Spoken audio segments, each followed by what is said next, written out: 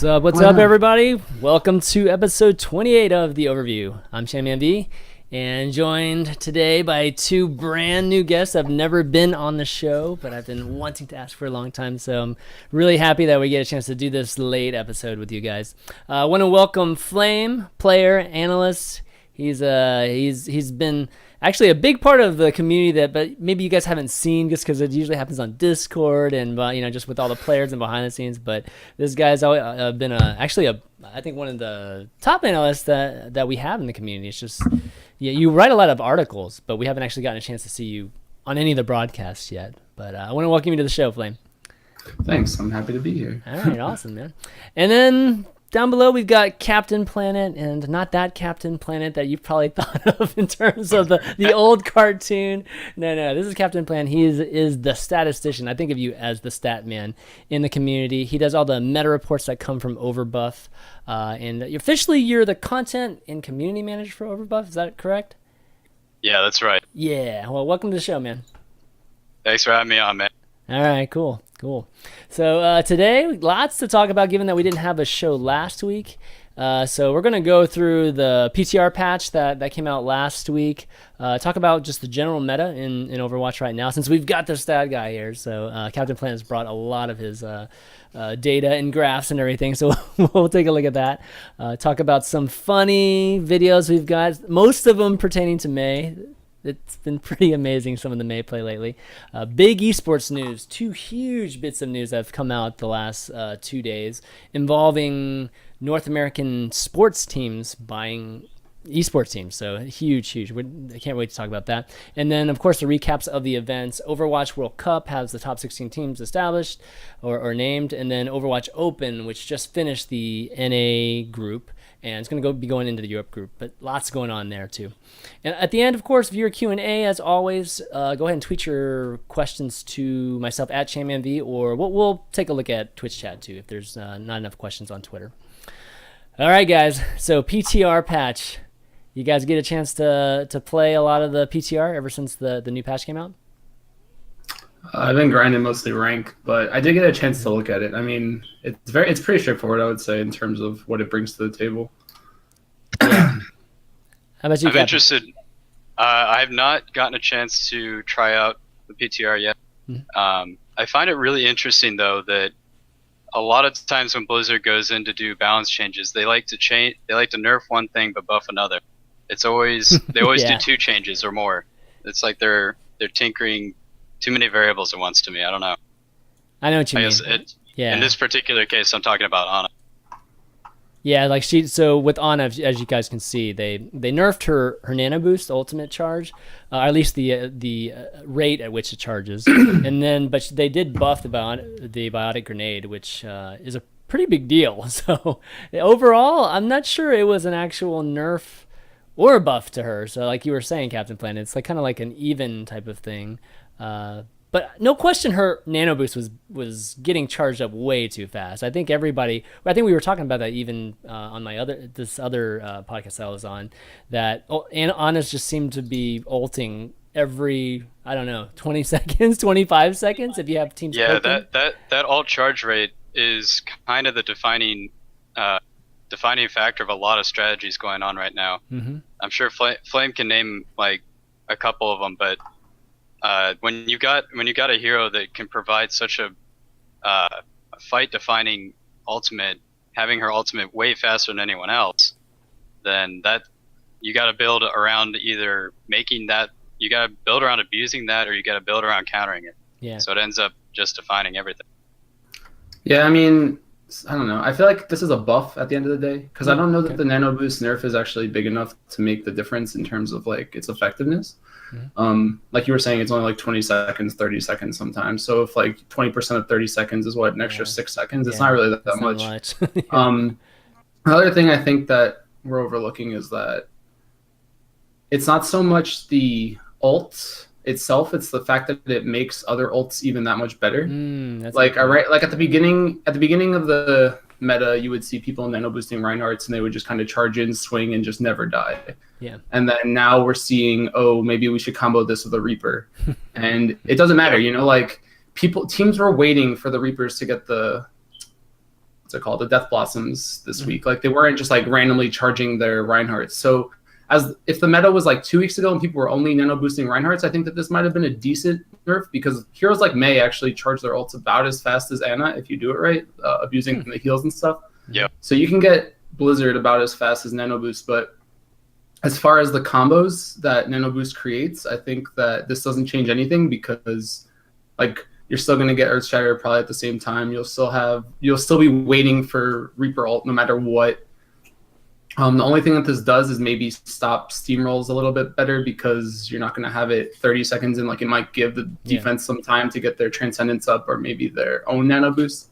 Yeah, that's a really good point that I hadn't thought of. It doesn't matter how fast the nano boost charges, especially if you're saving it for Reaper ult.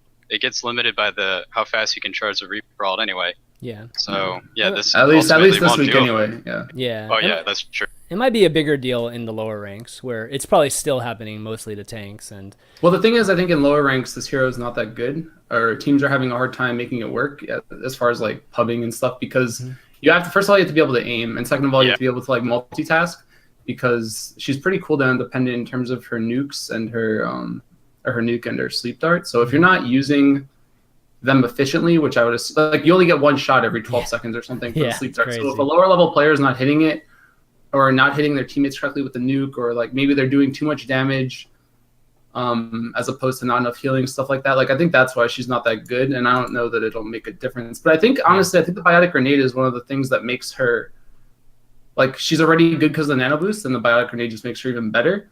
So making the Biotic Grenade like 50% larger. I mean, if you increase the radius by 1, that's still like I think a 40-something% increase in AOE, like the actual area. Yeah, because you got to think about 3 dimensions. That's right.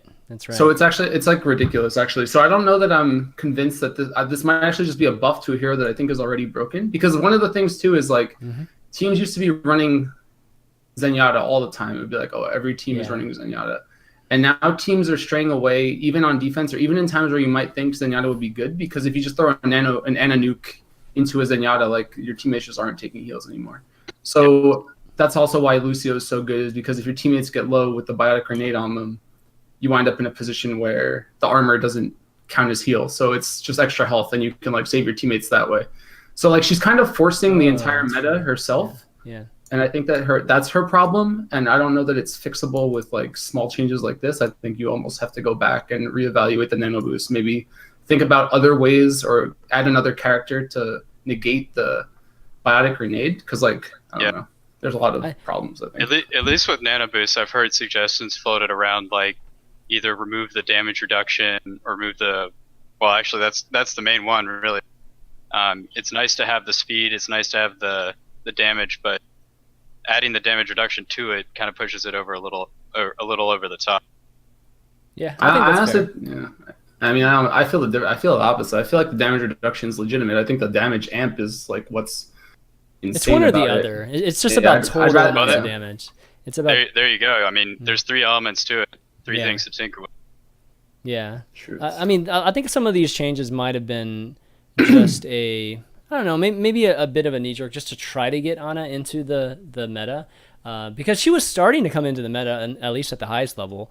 And then I felt like the PTR was coming out right as Ana was starting to be played a bit more in the pro level, and then now it was like an overkill in terms of potentially being a counter for Zen, right? Because Ana was the clear-cut counter for Zen, regardless of these changes or not. So she was coming in the meta already, and the biggest thing for me that I heard was just really the ult boost was just being too fast. But that point that you made, Flame, does make a lot of sense now. So it wouldn't even have mattered anyes. I feel like they think that they nerfed her. I feel like because the pro players at least have been complaining about the rate, because they've just been. I mean, the European, there haven't been any NA tournaments, I don't think, recently. Like there's been like ESL King of the Hills, but there hasn't been a big tournament since the ESL Atlantic Showdown. Yeah, just Gosu's basically. Yeah. So as far as Blizzard's no one's playing concerned, in the Ghost. Yeah, as far as Blizzard's concerned, they're not watching the tournaments because there aren't tournaments. And this was the first tournament, I think, this E-League this past week that they actually got to watch, I think, or players got to actually spectate. Unless you were watching scrims or you knew how scrims were going, you weren't really appreciating the nano boost.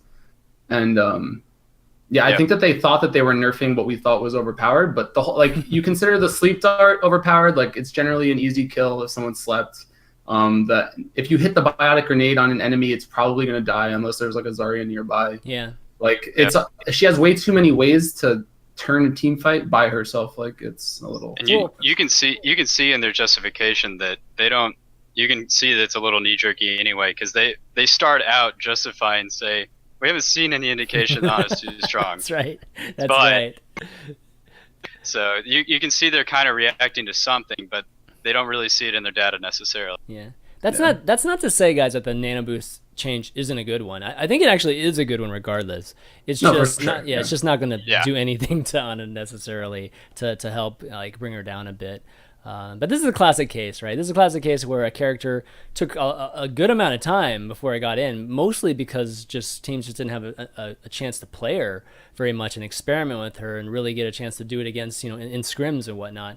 But it's been, I don't know how many months now since Ana came out. Maybe 2 months now since Ana came out. And what happened was she got released during groups or like the playoffs for the Atlantic Showdown. So teams weren't really ready to start switching up their compositions because it was too late. Like you don't want to be practicing for a tournament, and then when the tournament comes, you just suddenly decide, oh, we're going to try this new hero. Yeah. So that's pretty much. And then when you combine that with Season 2's release with a bit of balance changes, nerfing Zenyatta a little bit, then there's suddenly a lot more room for.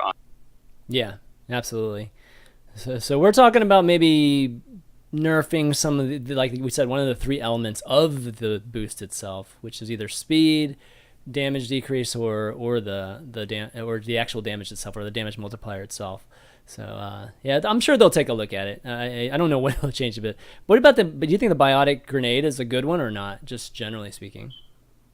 I was watching Surefour play her. I don't know. He was just messing around, but he was already just like lobbing grenades and hitting people across the map with it to set up kills. So I think at the top level, this is just going to make that kind of play all the more consistent.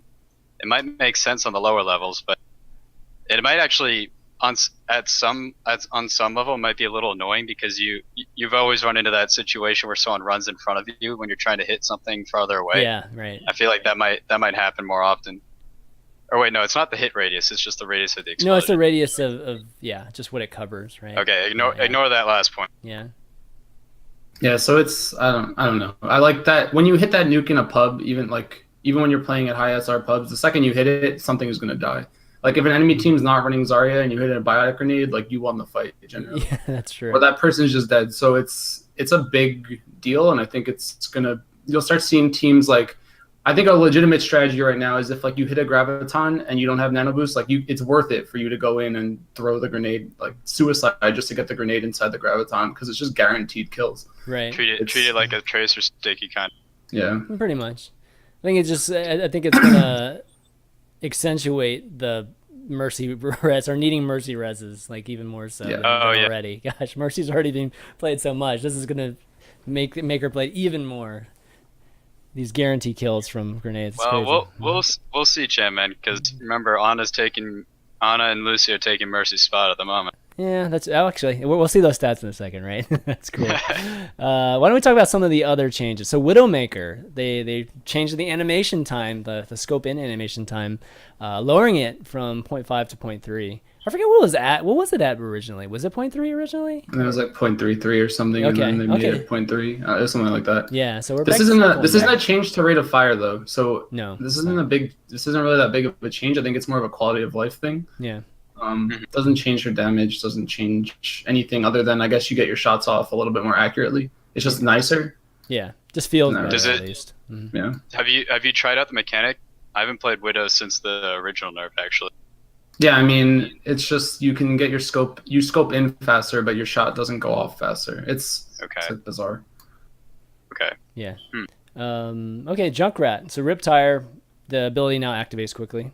That's good. I mean, I haven't tried it out yet, but I hope it's not like so quick you can literally run in the middle of guys and just like, just pull it off. I haven't tried it either, and I can't speak to how useful this is going to be. Like usually when you kill a Junkrat when he's in the middle of ulting, it's because the Rip Tire is already far away from him and he's just standing there with it, like crouched in a corner somewhere. So if this is meant to make him die less, I don't know how useful it's going to be. So I don't know. I don't exactly know what this is going to be accomplishing other than like a slight quality of life No, thing. I think it's legitimate. Like there's a lot of times one. where you'll I think it's a decent buff. I mean, it's not, I don't know if it's like a huge buff, but it's definitely a big buff because there's a lot of times where you'll be like dying or close to death as Junkrat, or you'll like see an opportunity maybe to get a kill, but you'll have to sit there and you'll be like, he'll like make it, whatever he yells, and then he like pulls the chain to let the tire go. Yeah.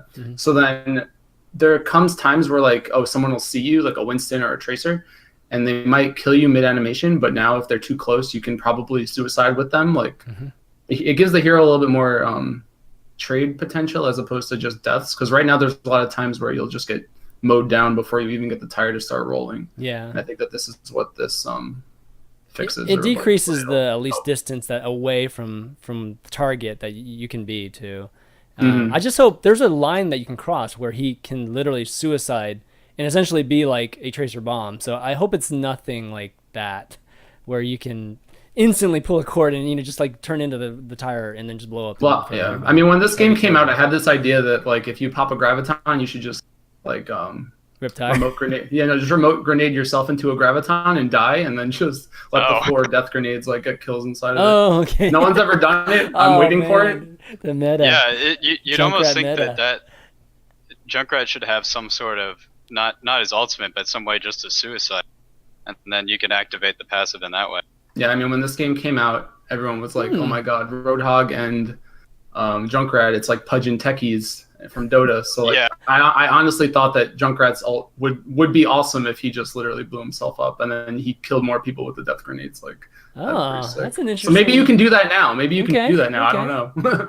I mean, I've pulled off that kind of like suicide before, but it was just because it took forever for people to kill. So like at the highest level, that would never happen. But I don't know. If you trade yourself for 5 kills in a graviton, you might do it. I don't know. Well, can you actually activate your ultimate in the air? Like while you're... I don't think so. Oh, that'd be interesting. That would be sick if you could. Then people would definitely do that. Yes. Yeah, you pop the mine, activate it on the way up, and then and then drop dunk on someone. Oh God, that'd be sick. Okay, well, hopefully we'll have to get it. Well, I think a lot of people end up playing this and get a sense for what kind of change. But I do, I think me and Flame do think that's going to be pretty big, or at least have some impact on. It'll definitely have an impact in his survivability, at least, and probably his ult just in general. All right, some of the other updates, some static cameras, which now support in spectator mode. That was one of the things I know have been suggested along the line, just over time by some folks, having certain areas where you just have a camera that's just watching certain spots on the map. So I'm not sure if that's good or bad for Overwatch, but it's definitely good that they're trying that out. Team names can be edited, which is cool. Hanzo's Dragon Strike Force finally is being raised when he has the Akami and Lone Wolf skin. That was a bug like for the longest time, right? We saw some of the screenshots of the new UI elements, and they look good. I think the team thing is really neat. I think these are just the first wave of some improved spectator features, and I've heard that they've been sitting in on some private scrims to see and test out stuff and gather information for how they can make that mode look better. That's good. That's definitely... I mean, the UI is definitely a big part that needs to be improved. And as long at least we have the tools. And one of the biggest tools I feel like we're getting is the pause button.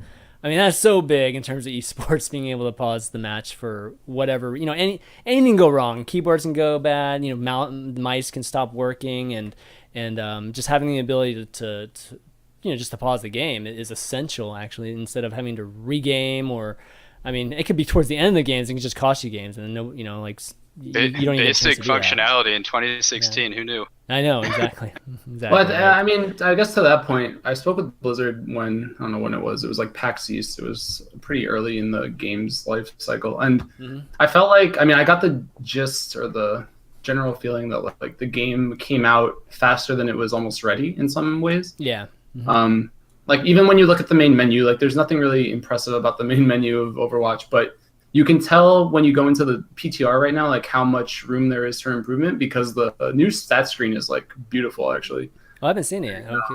Yeah, It's really those nice. colors are great. Yeah, it's like really Oh, nice. the colors. Yeah. I know. What Well, you're it's the talking colors, and then it's like there's more bars. You can see more heroes at the same time. Mm-hmm. Like there's a lot more you can learn from it, I guess. Yeah. And on top of that, I think spectator mode was never ready. Like it's still not ready. And I think that they're playing around that well because they're not pushing the game super hard right now. Like a lot of the tournaments that are coming out are third party. It's not like Blizzard saying, "Oh, we're going to do a massive major."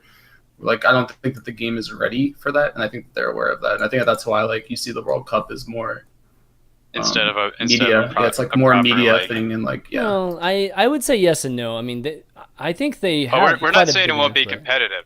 No, I mean, we're saying like I it's think- not. Yeah. I think they have a pretty large amount of input, at least for Overwatch Open. Oh yeah, for sure. No, of course. Yeah.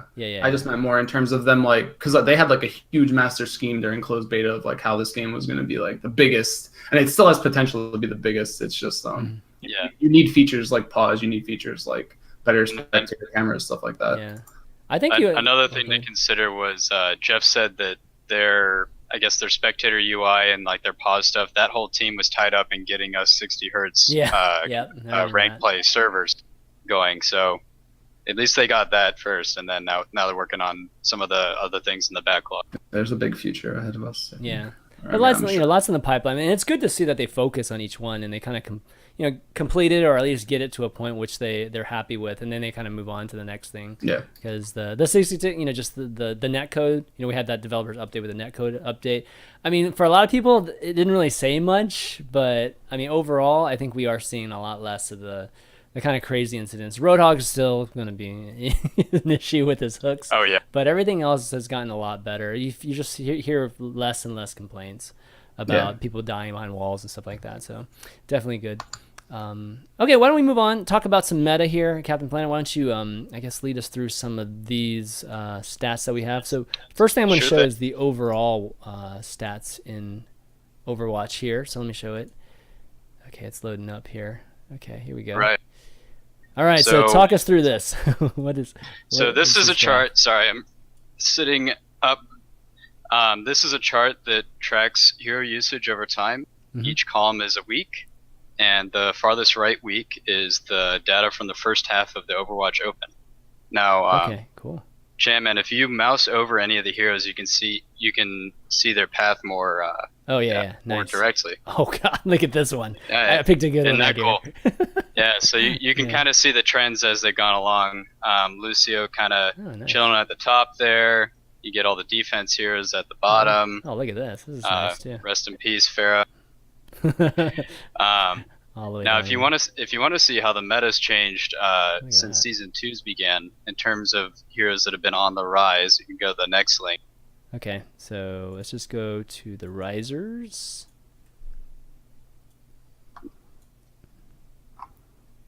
All right, loading up. Okay, that's the false, but that's still fine. Is that the what? Oh, yeah, scroll down there. Yeah, there it is. Oh man, Zenyatta's taking a dive. Yeah, these are the heroes that were on the downtrend. So you see, Zenyatta's actually taken a big dip with kind of concurrent with Ana's rise. Mm-hmm. And lately, Winston and I believe that's Genji, right? Sorry, it isn't displayed on my screen for some reason. Yeah, there it is. So Winston and Genji have fallen off, I believe, and Flame can back me up here because Reapers come into play in the new Beyblade meta as Sure 4.0. Well, where's the? I found him. I was looking for Roadhog. Yeah, Roadhog's here. He's here. He had like a spike and then a sharp decline in the Overwatch Open. Yeah, I mean, I don't know how in depth you want to go about Rise and Falls, but as far as the meta goes, it's just everything is Ana-centric and it's shaping everything. Like I can go into depth if you guys want, but it's pretty much like you have Ana, and Ana's so good that you're never gonna not run her now. Yeah, why don't we look at the risers here? That was go for it. That's supposed to be the risers. If we're going to. So Ana went from roughly a little bit over 7% usage rate at the beginning of Season 2 up to now above 80. So yes, almost every comp is using her, and the few comps that aren't tend to be on King of the Hill. Okay, let me bring it up here a second. I had them reversed. And okay, here we go. Also on the risers, you can see May, which I believe Flame called a couple weeks back as one of the better ways to to deal with anything boosted really. May's gone. She was like at roughly 12% at the beginning of season 2, dropped a bit, but now she's bumped up to around 35 in the first half of the Overwatch Open. So is it purely to counter the boost, or is it just more of a about time with May? Like, no, it's everything. Yeah, it's not just boost. Yeah. It's like, okay. I guess it's the buff too to her. She had a huge buff during this time. Tell us about her ultimate, Flame. Well, I mean, all right. Well, no. Forget the buff. I guess it's the fact that Blizzard is. All right, so I guess I'll talk to this. It's like at the beginning of every game, it turns into a race between offense and defense right now of like which Ana gets their nano boost first. Mm-hmm. And the first ult generally goes straight to the Reinhardt. Like that's how you want to use it because it's the most efficient hero in terms of what you can do with it. Like you get the most health out of it, you get the most damage with the swings, and Reinhardt's mobility is pretty good when you can charge in. So teams realize, or I realized even first, like I'll take credit.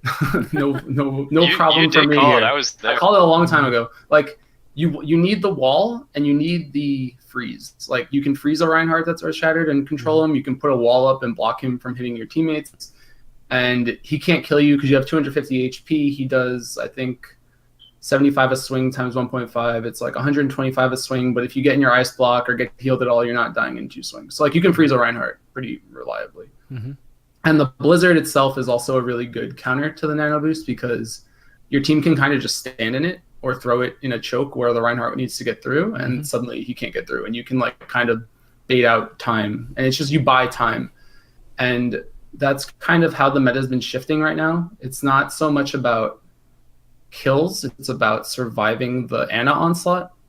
I mean, that sounds kind of ridiculous, but you saw this week from E-League, it turned into this weird, I didn't really like it because I don't like the game becoming ult centric, but it became like a mix of nano boosted Reapers mixed with pulse bombed Gravitons. And the teams that could get the most of those combos off in a game generally had the most success, or like the teams that's why Reaper was so popular. Teams weren't actually running Reaper, they were running 3 tanks, but I think someone realized how good Death Blossom was somewhere along the line.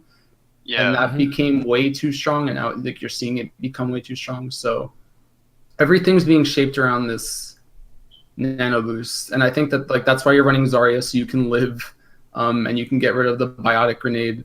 Lucio is always going to be good. Reinhardt's the best hero in general in terms of like consistency. Like you need shields, you need the damage block. He's a good heal target.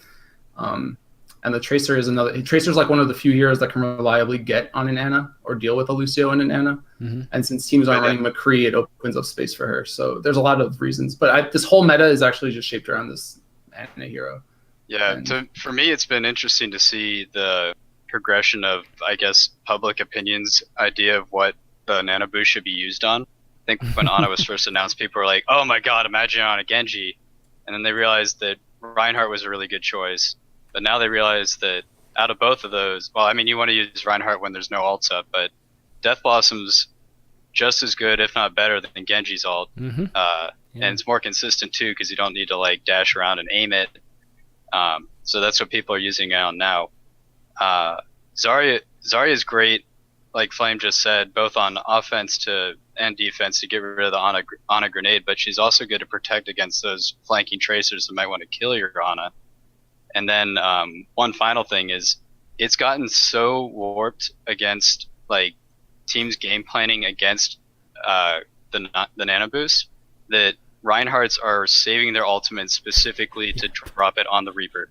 It's just like how we used to see back in the kind of Genji dominated meta. They do the same thing. They just save or shatter to stop the Genji, and now they're doing it on the Beyblade. Yeah, it makes sense. I mean, the Reaper boosted, it makes a lot of sense too, just because it's the. Is there any other ult that actually deals damage in that quick of a time frame? Not while being able to move and stuff, right? Or exactly. not in such a wide AOE. Maybe Roadhog's ult, and Time was doing that a little bit. Yes. Well, Pharah's focus, you know, like you can like delta split and like run away from it. Yeah, and you can kill Reaper, her pretty yeah, easily. Reaper is still moving. Reaper's thing is in a full 360-degree circle. Yeah, and That's there's crazy, man. there's probably nothing better in terms of value. Yeah, I don't know how many times yesterday we saw a Reaper just sitting there waiting, like literally in the corner in the top of a village. Just a lot of the Reaper players are playing kind of like Harblue's Roadhog. Just sneak and then drop down on them. Yeah. But it's not like Anna, but if the people that weren't watching for whatever reason, it's not like Anna's sitting next to him. Anna's actually somewhere else, and she just like shoots him or hits him as he's coming down. Yeah, she's like, like I don't know how to explain it. It's like when people complained about Widowmaker, it was like this hero is unflankable. You can put up your little trap, and she has the grapple to get away from heroes that try to get to her. Like she's too survivable, and like that's where this hero is right now too. Like forget the nano boost, forget the grenades, or like leave the grenades. But I mean, like if you try to flank her with one person, like if a Winston jumps her, get a sleep darted. If a Tracer goes on her, she can just nuke the Tracer and herself, and suddenly the Tracer has to run. Like she's so survivable. And then she has this ability to just make a Reaper turn into this one-man wrecking ball that, and that's another reason why the Zarya is so good is because like Graviton's has all the control, but if you put a bubble on that Reaper, like you're just not killing him. Yeah, absolutely crazy. Okay, well, and Zarya is actually another one of those heroes that if you go to the overall, she's been pretty consistently up there. She got one nerf that I guess Blizzard called before people realized that she needed it, or at least public. Like I guess you guys knew it at the upper level of play, but what was it to the personal bubble? Yeah, Zarya's been around forever. Lucia's been around forever. The game has a lot of one-shot combos, and she's like the only counter to them reliably, and that's why she's so good. Is like someone gets charged, you just bubble them. Someone gets flash bang, you bubble them. She's the only thing that can purge debuff. No. That's a good point. Someone gets Discord orbed, you just bubble them. Someone gets nano or nuked, you bubble them. Like pulse bombed, you bubble them. Everything. Frozen by Mei, you bubble them. Like she's too consistently good and too like her kit is just so. It counters too many things. She's borderline overpowered if you like think about everything that she can deal with. I guess she could be the most important character in Overwatch for.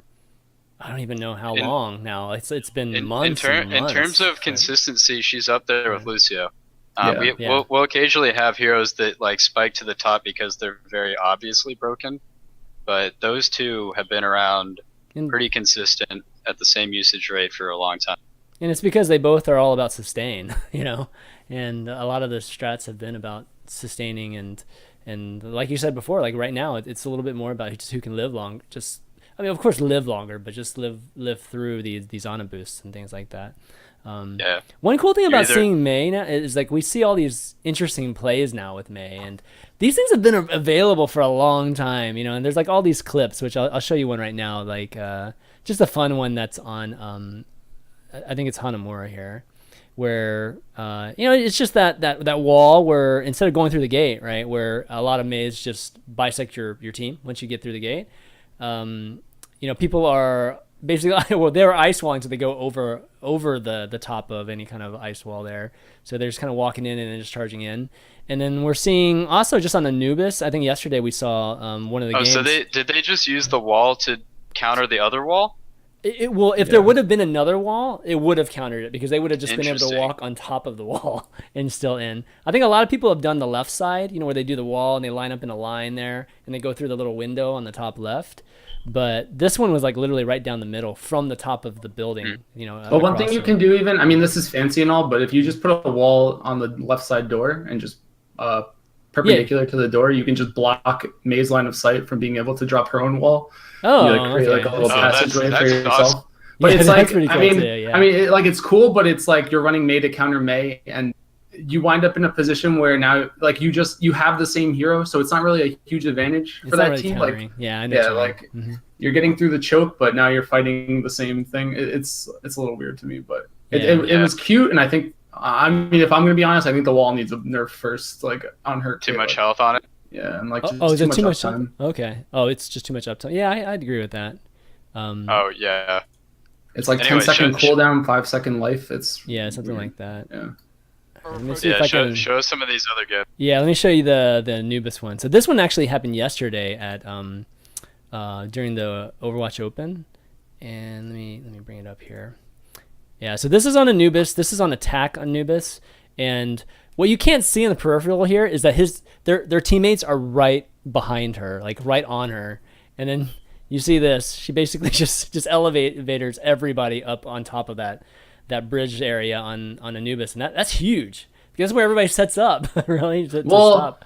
Yeah, I mean, to this point, I like the idea of it, but it's like Splice's lineup was so not anything that could even remotely deal with it. Yeah, how did they get to that position? Like they could have easily just been running. I don't know if they had their own Mei, that wouldn't have worked. If they had like a Zarya, that wouldn't have worked. It was weird that they let that happen. I guess they have no spam on their comp, so it was good. It was cute. It was I like it, man. But it was like I don't know that it works every single. Like it's not gonna work as consistently as long. Yeah, it is really neat that of all heroes, Mei is the one that seems to inspire the most creativity of people. And people have been saying that for a long time. Like there's been all kinds of cool things you can do with the wall, but people just didn't play her enough to really get a chance to even experiment with it. So it's kind of cool. And then the last one we saw was actually somebody experimenting with the AI, and they discovered something that was pretty cool. Let me show you here. And this is on Ilios, the well map. And this is like one of the maps that Zarya players just hate because there's this giant hole in the middle of the map and things like the black hole. You can't really have it stick to anything. Well, somebody figured out a way with having a Mei partner throw a wall, and the black hole actually sticks to the wall. That's actually one of the few things I've ever been like wowed by in this game. Like as far as coming in with smart ideas. I don't know if it'll work. Like you'll have to have a Mei and a Zarya. It's not a bad comp by any means. It makes you kind of think of Liege and Garden, where people try to stick people to the wall on that to drag them up.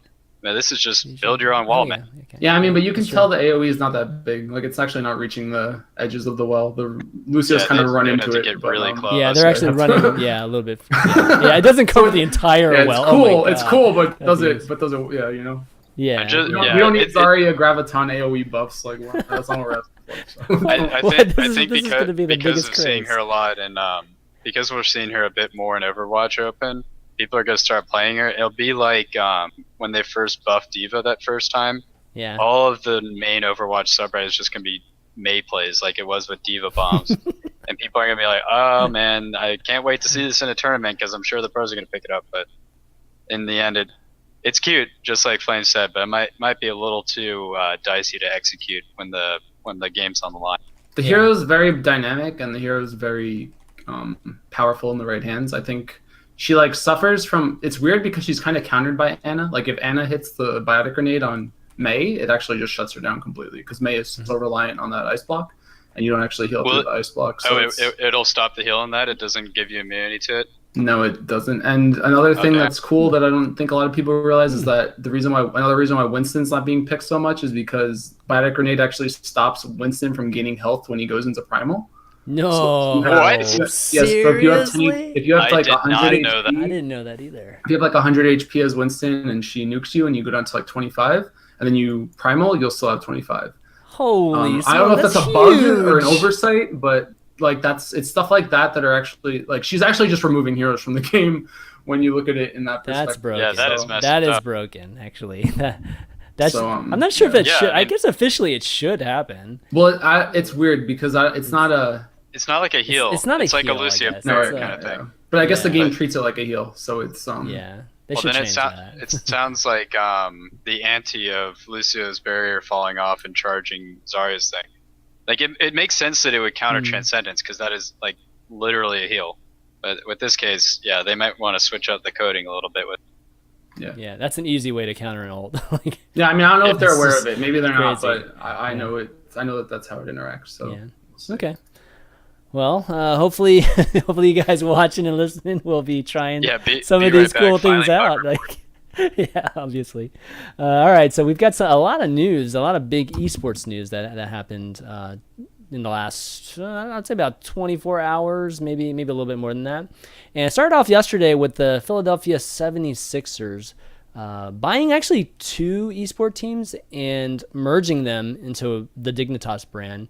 So the Philadelphia Sixers bought Dignitas and Apex, merged it into Dignitas, and now it's just going to be Dignitas. Now, for our either EU or maybe people that don't follow sports, can you tell us who the Philadelphia 76ers are?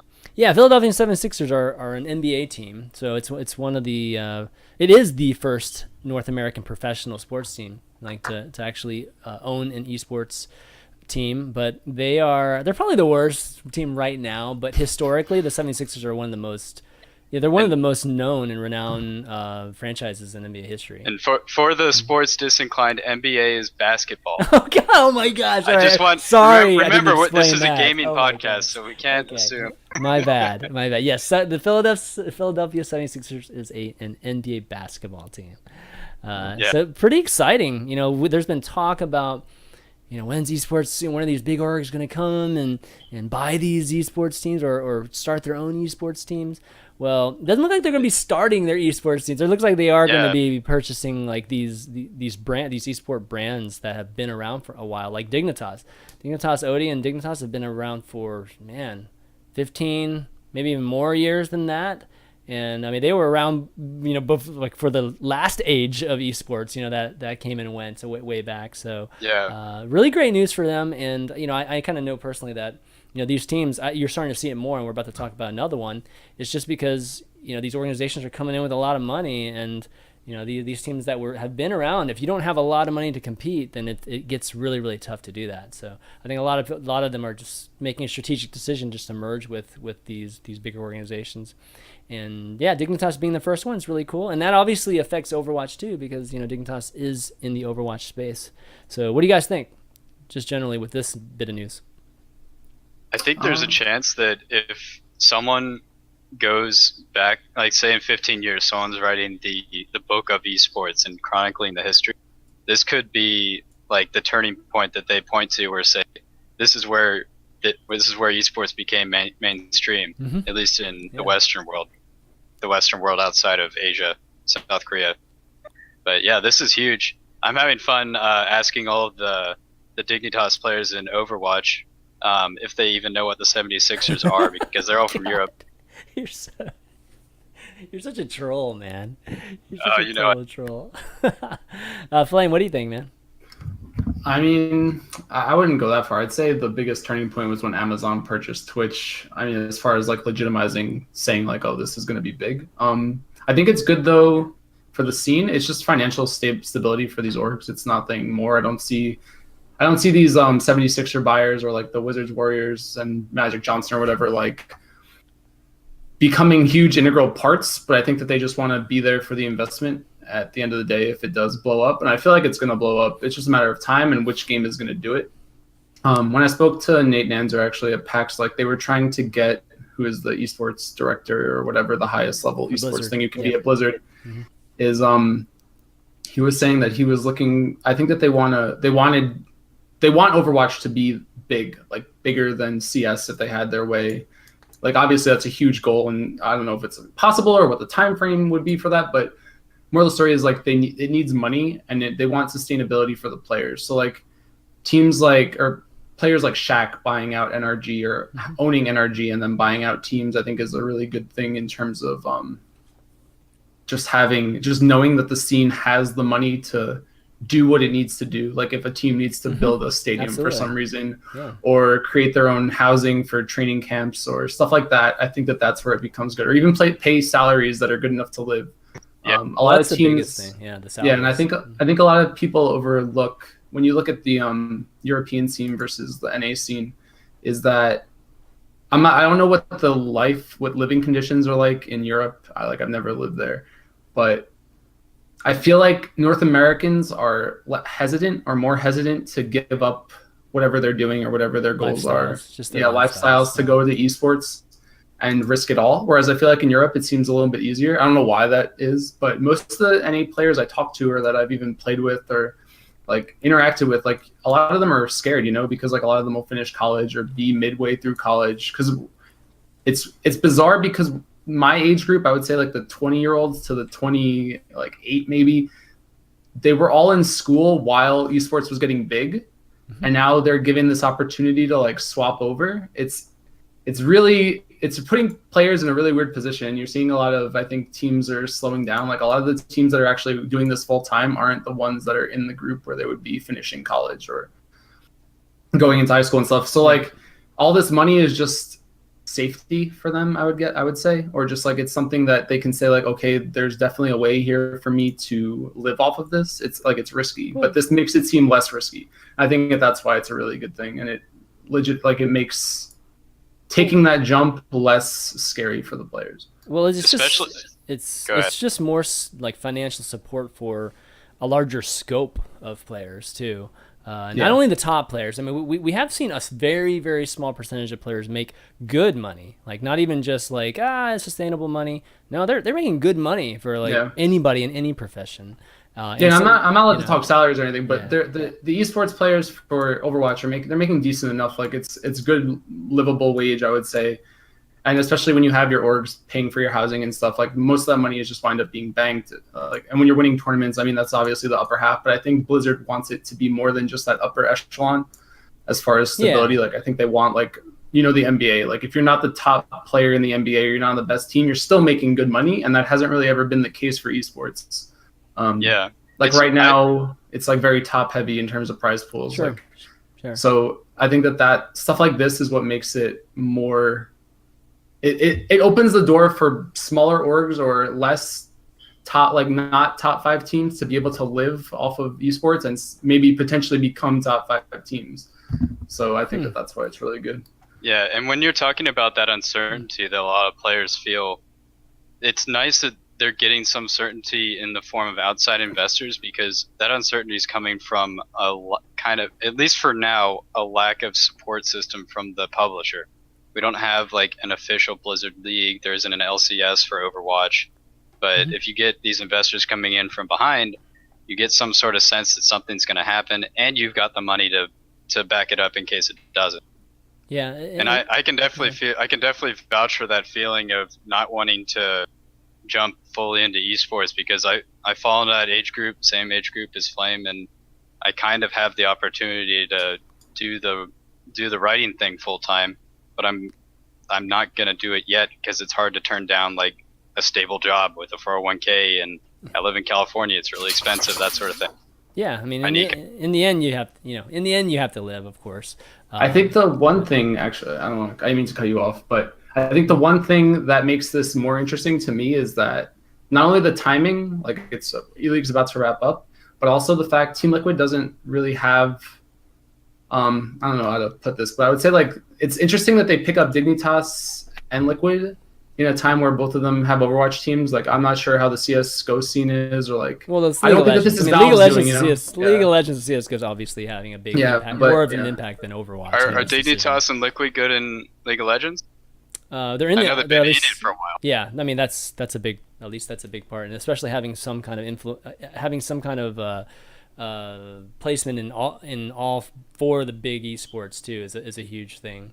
So that's one of the biggest things. They obviously have brands that have been around forever. I mean, Team Liquid, both of these are 2 brands that are 2 of the biggest ones that have the longest standing Dignitas has been around forever. Yeah, so is Team Liquid, like Victor and Zoe. Yeah, just a long time.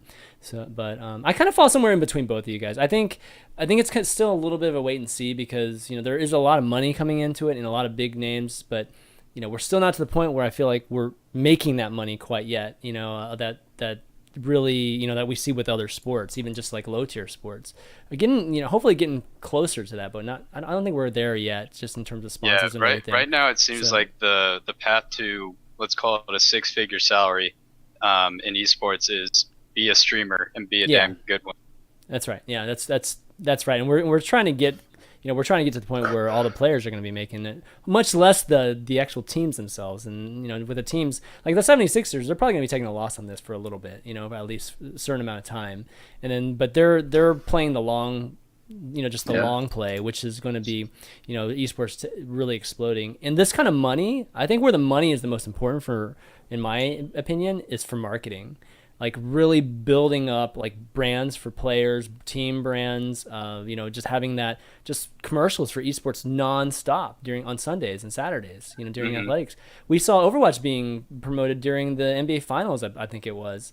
I mean, I think that helped quite a bit too. That helped expose Overwatch quite a bit, and now that's on E-League, and Turner has the NBA kind of sister show kind of thing going on too within inside the NBA. So there's a lot of that synergy that can make esports mainstream, like super, like big time mainstream, and this kind of money I think allows for that to happen. And speaking of mainstream, I think we accidentally skipped over it, but Team Liquid. Yeah, so we're gonna talk about that. You mentioned the next Team one Liquid. is Team Liquid. Okay. Yeah. So the next the thing that was announced today was that Team Liquid was purchased by a couple guys. Yeah, so owners from other NBA teams, the Golden State Warriors, which was a championship team last year, not this year, and then the Washington Wizards plus Magic Johnson, who is another NBA legend, one of the top players of all time. So huge businessman too. So this is not just like, oh, Shaq's in it and Rick Fox is in it, and Mark Cuban. No, this is a smart decision. I mean, obviously some due diligence went into this too. It is kind of interesting that we've now got two separate investor groups with former NBA stars and one just straight up NBA star with Rick Fox involved in it. And I think there's a current Celtics player that bought some Dota team. I don't remember his name, but I thought that was very interesting. And it is like straight up the NBA that is interested out of all the sports. And it doesn't surprise me because guys like Morey, from the Houston Rockets general manager. I mean, they've been touting Daryl Morey and Cuban. They've been touting like esports for the last 2 or 3 years now. Morey maybe even like last 4 years or so. But it doesn't surprise me it's this space that's really kicking in. And you have guys like I think Shaq's engaged a little bit more than maybe we even think. But look at Rick Fox, dude. Rick Fox is fully engaged in Echo Fox.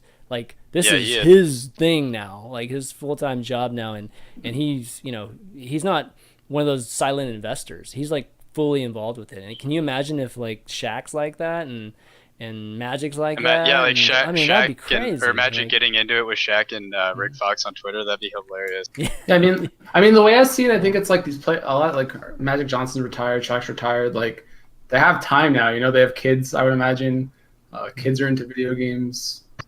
I think that was Rick Fox's motivation. His son was really into Counter-Strike. Yeah. Yeah, so like it's like a weird supporting your kids' dreams kind of like mentality, and it's also just I think it's something to do.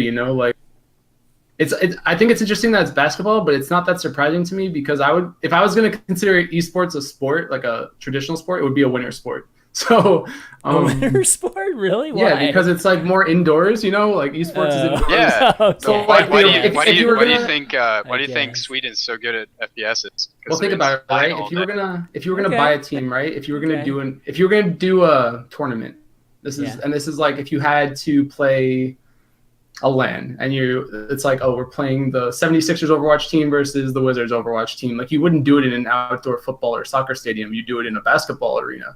So like it makes sense to me on that point ESL 1, man. Yeah. ESL 1 was in a I saw that, but I didn't like the outside. I didn't like the outdoor. But like I would definitely be down for more Dota Key Arena kind of thing. Okay. Yeah, and also the NBA is kind of known as being the one of the 4 major sports that is, I guess, most future facing. They're global. More up on the they're more global. They're more engaged on social media. They're more into advanced practice techniques and metrics. So that kind of makes sense in that regard too. They're also better behaved. I don't know if that's like a statistic, but I feel like you never hear you don't really hear bad stories. Yeah, they're not really. You hear a lot of NFL scandals. You don't really hear that many NBA in recent history. There's like triple the amount of NFL players for one thing, and the other thing is, have you heard anything about the Derrick Rose case lately? Holy crap! No, actually, I haven't.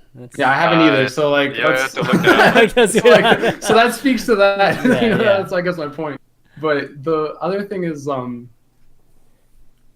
I feel like Basketball gambling's a thing, but it's not as mainstream as other ones too. If you're like a esports game creator, you don't really want your stuff associated with alcohol. I mean, I don't see many NBA commercials in general because it's only one season. Like, people hype football the entire year. You don't really hear a lot of football until like the end of March or maybe through NBA finals. People also take fantasy football way more seriously than any other fantasy. Exactly. So I think if you're gonna pick a sport to back esports, like basketball is probably the best in terms of just random credentials that you can throw in there. Someone also made a really silly point that basketball has 5 players, League of Legends has 5 players. Easy. Well, it's less. If you think about it from a logistics standpoint, it's more even, right? Like, you consider you have your team practices. It's only you're booking things for 5 people flights, like 5 people houses, whatever the teams have to do. Like, I'm just throwing in more random things into this pot. I don't really have anything to do with esports, but I'm saying I just think it makes sense, and it seems logistically, it makes logistical sense to me that basketball is the sport. All right, I got to drop my one conspiracy theory about this, and I posted this in in Discord earlier, but so we now have 2 investment groups with former NBA stars. Another NBA star owns it. Envious has made a practice facility in Charlotte, North Carolina. They're housing all their teams MJ? there. You know who owns the Charlotte Hornets? The NBA team. Michael Jordan. I sent that to Lake today. Like, is Michael Jordan to the complexity guys? But could be. I mean, I could not think of a better investor into complexity. I mean, knowing Michael. I mean, for those that don't know basketball, Michael Jordan obviously is arguably the greatest player ever to play basketball. In my eyes, he's the greatest player, but he's super competitive too, and he's super competitive with his colleague or his peers during that time.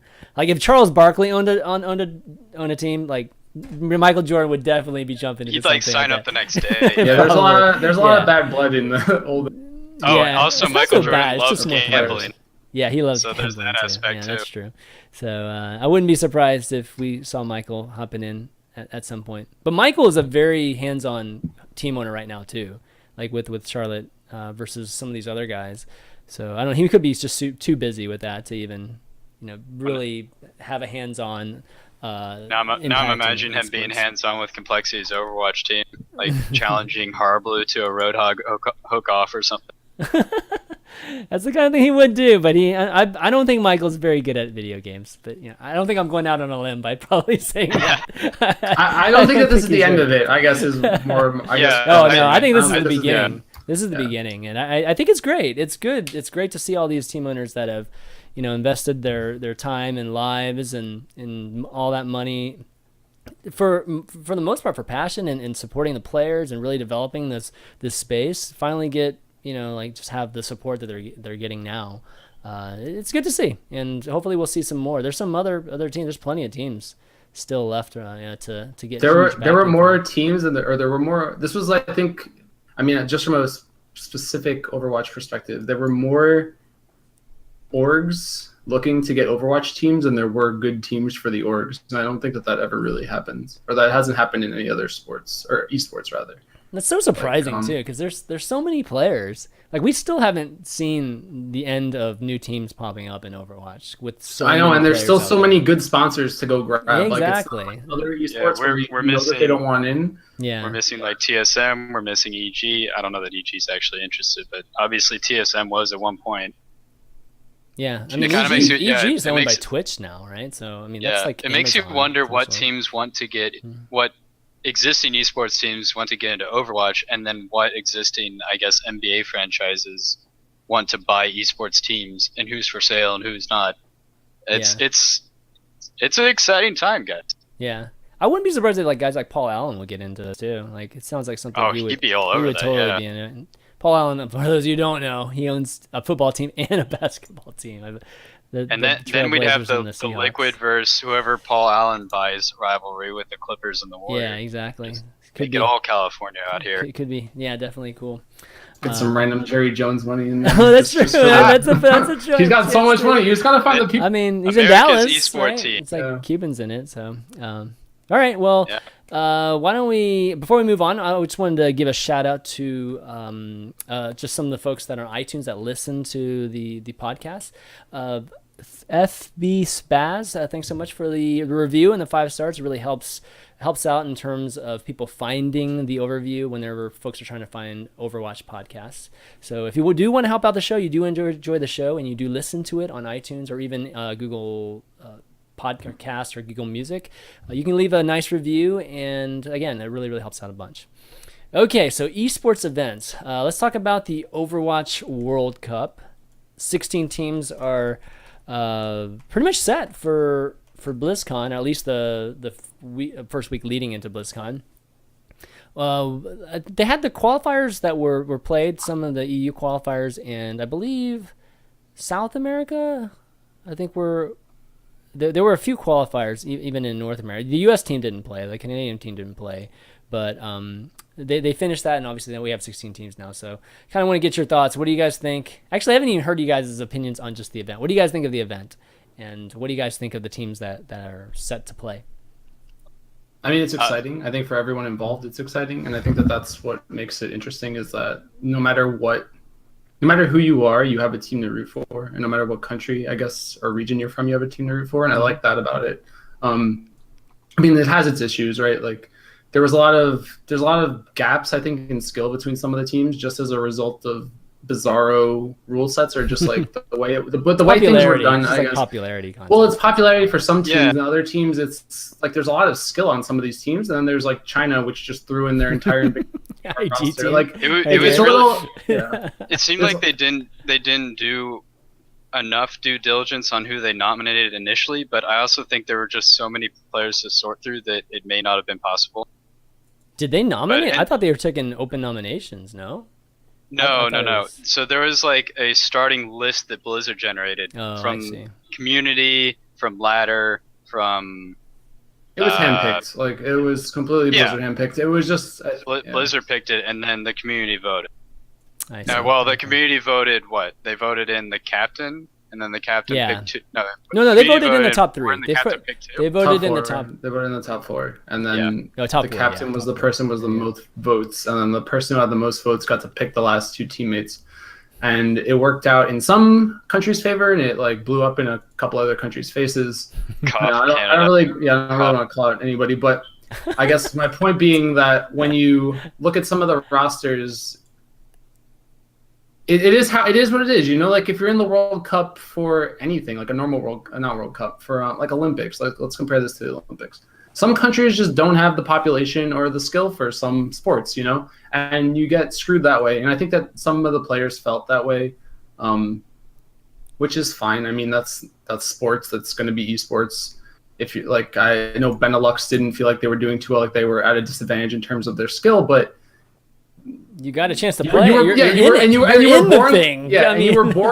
born where you were born, and there's nothing to do about that. Like, right. So that's kind of where I go. I like how it's set up. I feel like there's a lot of discrepancy in skill level, and there's going to be some blowouts as a result. And I don't think a lot of people like to watch blowouts. I got a chance to cast actually with Jason Kaplan. Oh yeah, that's one of the days, which was nice. One of my first, I guess. Wait, which one was it? Was it the Turkey game? It was Europe, but I think it was Germany. I don't see any of the teams. No, it was way lower. So way lower. Okay. It was like Austria versus someone. I don't remember. Okay. But point being that some of the matches were very one-sided, and I think that some of the matches will continue to be very one-sided, and I think that that's more or less my scare if I'm watching it. I think once we get into maybe top 8, probably top 4, it'll get pretty heated. Oh yeah, main event will be very hype. That's all that matters. Yeah. Like, all that matters is what's actually at BlizzCon on stage is something that shows high quality Overwatch, or at least competitive Overwatch. Because if it's just like a stomping, or it's like a pub game, that's not going to come off very well. Even though this isn't like an implementation of World Cup. This is more All-Star than World Cup. It's supposed to be kind of this fun event versus this is basically their version of the All-Star game. Because now the baseball All-Star game has people voted in, so is basketball, right? Yeah, pretty much. Yeah, this is essentially the same thing, because it's a popularity. Unless you're China, and that's, I guess, unless you're China. That's where I throw some shade at this event, because there's some if China goes up against a country that I don't know how good the Asian scene is. Like sometimes they look really we're good. Gonna see. That's what's cool. You know? That's what I'm excited, dude. That's the part I'm most excited about is actually seeing that Chinese team go against Sweden. I hope they put Sweden and China on opposite sides of the bracket, because Sweden isn't like they're not all on the same team. But there was literally no bad option on Team Sweden to nominate from. It didn't matter who got chosen; it was gonna be busted. So if I had to predict the final, it'd be Sweden plus someone, maybe China, because they've got Sweden. the team. If Sweden loses, it'll be a massive upset. I mean, Finland looks pretty good too. That team is disgusting. Yeah, Finland is NIP plus what? It's three NIP players plus Time Moon. Yeah, it's Envy, and that's pretty strong. Yeah. Finland looks good. Russia looks all right. There was a lot of Germany's okay too, actually. There's a lot of teams to watch, and I think USA looks really strong too. Yeah. Like regardless of how you look at it, so it'll be good. It's just I wonder how much the synergy is going to come into play. This game's very much about in-game leadership and like comboing and stuff like that. Like you would expect China to do well just based off the fact they're going to have been playing together for how long. But maybe that team wants to break up. You know, that happens. Maybe that team doesn't like each other by the time. They're not allowed to break up. What do you mean? That's what I'm saying. They're not allowed. So you could just I see maybe what you it's a time mean. bomb that's being thing. forced. Okay, I see. Like so, as much as I'm hyping China, maybe they're gonna blow themselves up. You know, I don't know. Stuff like that can happen. Like, I think, if anything, I feel like this might be the stage that they want to show, like introduce Asian, just Asian Overwatch to the. There's that tournament coming up, right? Yeah, there's the. The one over in China. Yeah, but there's only 2 teams going over there, so that's not. Yeah, but it's two NA teams. Yeah, 2 NA. We get to see the rest of the Asian teams. Isn't Reunited go? Well, no, sorry, Rogue. I meant Western teams. No, sorry. Well, yeah, Reunited and Rogue and. Oh, it is. No, it's Rogue. It's Rogue and RG. Yeah, Energy. Yeah. It's 2 good representatives, but it's pretty good, right? Yeah. I mean, if they get handled easily, then that says a lot. That's going to say a lot. If Rogue or NRG gets, you have to be like thinking to yourself like these teams are good. Well, we have to be really worried. No question, they're coming. So it's a matter of getting prepared for that, and when we start once we start seeing fully global events being run, that's going to be really, really cool. So Jason's going to be over there. That's one of the things people might be wondering where Jason is. Jason's getting ready for that, and he still has no internet at home, so we're still trying to figure that out with him being on the show and whatnot. But he's going to be gone for a couple of weeks casting that over there, so he'll fill us in when he gets back. Reasonable. Well, it's going to be 12 hours difference, so I don't know if it's going to. Maybe not. Yeah, it might be better for you. It's going to be full 12 for me, though, over here. It's going to be tough. Okay, well, why don't we talk about the big one, which is the Overwatch Open. It's in full scale. Halfway through determining who the grand finals are going to be with, just, I guess, spoiler, Envious are already nabbing up the NA spot for the grand finals. That are going to happen on Friday. On TBS, on TV, so it's going to be the first Overwatch event. Isn't it Thursday? Is it Thursday? I thought it was Thursday. Oh, have I got it wrong? I might have it wrong. Yeah, it might be Thursday. I could be wrong too. It might be Thursday. It's the 28th, I believe. No, 28th is tomorrow. 29. No, I thought it was on Friday. I thought it was. I could be wrong, man. Don't let me interrupt. Yeah, it doesn't matter. Well, there were 2 days for NA, right? So there's going to be 2 days for you, I believe, and then there'll be one on Friday. So that's a big deal. Obviously, $300K for prize pool on TV. That studio looks crazy. But let's talk about the. Actually, let me move this to the first bullet to the end. Let's talk about the NA results. So you moved. Yeah, that's awesome. I was gonna say, despite the expected team winning, there was still a bit of upsets, a bit of hype. Mm-hmm. The group stages kind of lived up to the excitement. I don't know. What do you think? I had a hard time, I guess. I mean, I've been doing VODs, right? Everyone watches, or a lot of people have been watching me do VODs. And I think one thing that's not consistent enough for me is the maps. It winds up becoming like there's bans and stuff going on between the teams, but you wind up with matches that I think are completely based on the map pool, which is probably fine in some regards. But you can force the map drafts in certain ways based on how you start banning. Like if one team starts banning 2CP, you start immediately thinking they don't want 2CP, and it creates like this thought process in your head of, oh, I'm not going to ban 2CP. So then maybe they're like, I don't want to play payload. So then one team is just constantly banning payload and one's constantly banning 2CP, and you wind up in this weird mix where maps, it becomes very one-dimensional in terms of the maps that get played. And you'll wind up with a best of 3 where it's 2 control maps, or a best of 5 where it's 3 control maps. And stuff like that, I think, skews outcomes in such a way that almost ruins. It ruins the hype for me personally, because you can see that you can see what was going on behind the scenes, and and you can just see what's about to wrong. happen too. Yeah, you can see what's wrong, right? So for me, the biggest story was Liquid and NRG. The two of them, it came down. I thought Liquid. I don't know. There was a weird dynamic in this bracket where they did 4-team groups, and it wound up with rematches twice. Yeah. And the upsets kind of got thrown out the window, or what? Yeah, the losers upsets. Won the next day, right? So, yeah, like you had to upset twice, which I didn't like. I would have preferred like an 8-team bracket. I don't want to go into that, but let's just talk about it. Method upset Cloud9 2-1. Yes. Well, not only that, yeah. And then and I think that was cool, and I thought that C9 could have probably beaten any other team in that bracket, regardless. But or even on the other side, they probably could have taken maps. It would have been a good match against Fnatic. It would have been a good match with. Yeah, I thought it was a bit of a shame that Cloud9 never got to play Fnatic, because I think neither of them was really going to take Envy, but the two of them seemed more evenly matched. Yeah. Yeah. So I think that it was bizarre. It was just weird to me that happened, and I was a little upset by Liquid because I felt like Liquid played super well on day one, but then they lost in overtime in like a Volskaya, or not a Volskaya, Nepal best of 3 at the end of a Hollywood tie or something. It was really weird. It came down to a tiebreaker, so whoever won, like nothing but up until that last King of the Hill match. It was like the third map of the tiebreaker. It was really anticlimactic to me in that regard, because I felt like Liquid could have put up a really good. What would you like to have done then? I mean, it was basically. I don't know. I would have rather a normal like a tie, double elimination 18 bracket, but I don't know if they had time for that, and that's probably why. Yeah. But I just felt bad for Liquid, and I wanted to see more Liquid, and I think that was my one of my gripes. But I also felt like some of the like back to the map pool thing. When I watched Fnatic versus Envy, I felt like Envy was beatable the entire tournament. You know. I think both Cloud9 and Fnatic took a map off?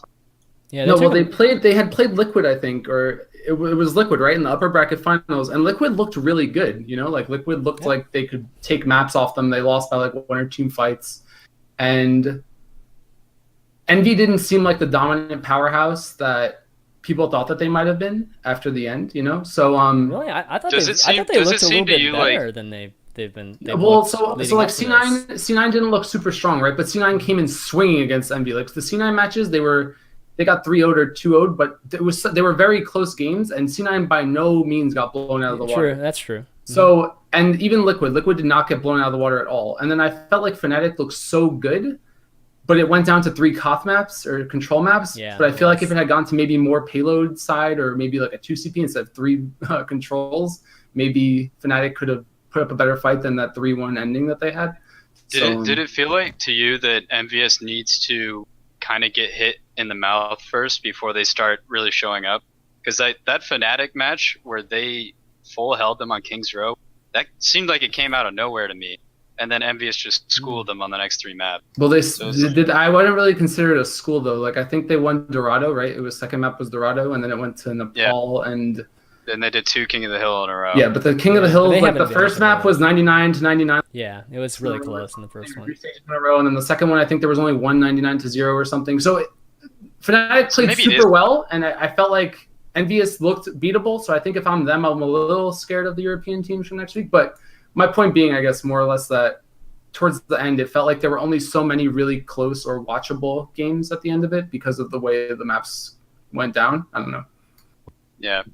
For me, it was a little bit about I kind of noticed the same thing as Flame, where the map draft kind of determined the outcome, and you can look at Cloud9 versus Method for that in particular, because the first match they played, Method got their King of the Hill maps and just destroyed Cloud9 on them, and Cloud9's known to be like your your deathmatch guys. Like they own King of the Hill usually, and then the next day, Cloud9 got 0 King of the Hill maps against them, beat them, and I guess just wanted to stay away from Method on cost. It was still close. I mean, that last game. Oh yeah, it was close. I mean, the last game wasn't that close, but it was still a 2-1 series, which even given that they weren't their best maps, still tight. So Method has been on the rise now for the last month. Yeah, now. They've had two they solid, produced a lot of they produced a lot of really hype moments. Like everyone was going nuts when Ultimate Web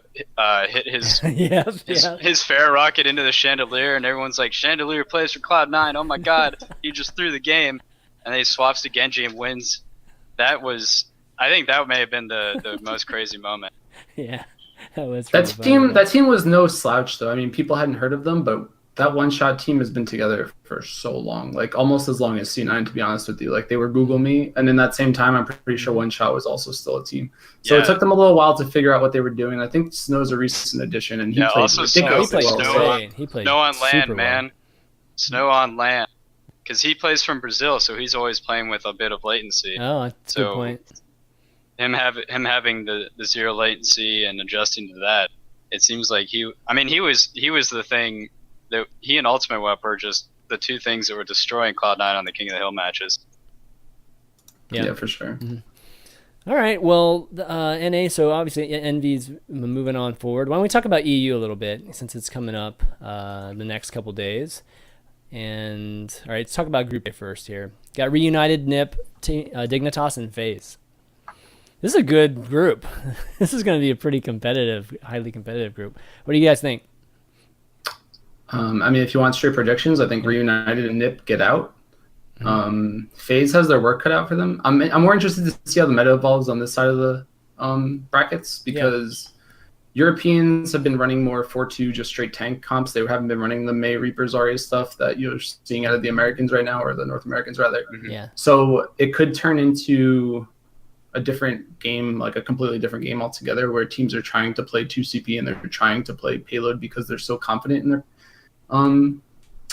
tank comps. But maybe they'll all evolve over back to the North American side. I don't know if the North Americans are more ahead or which head. I think that they're both completely valid strategies. It's just like NIP's very known for their tank heavy style. Reunited has shown that they can play the tank. They can play the like Genji, Winston, Tracer stuff very well. But I feel like in a straight head-to-head competition, I would expect Ninjas in Pajamas to deal with FaZe and Dignitas well, and I would expect Reunited the same thing. So as far as escaping that bracket, there could be an upset, but you have to upset a team twice, you know? So I'm definitely with Flame on this one. NIP has had FaZe in their back pocket, or at least anyone that's played the triple tank or the 4-2 lineup that NIP kind of coined has pretty much had their way with FaZe. It'll be interesting to see who wins this initial matchup of Reunited versus NIP, because I believe they split sets in the Lenovo Cup. Reunited beat them first, and then NIP 3-0'd them in the finals, including, what was it? Is Nimbani offense or defense where they didn't die once?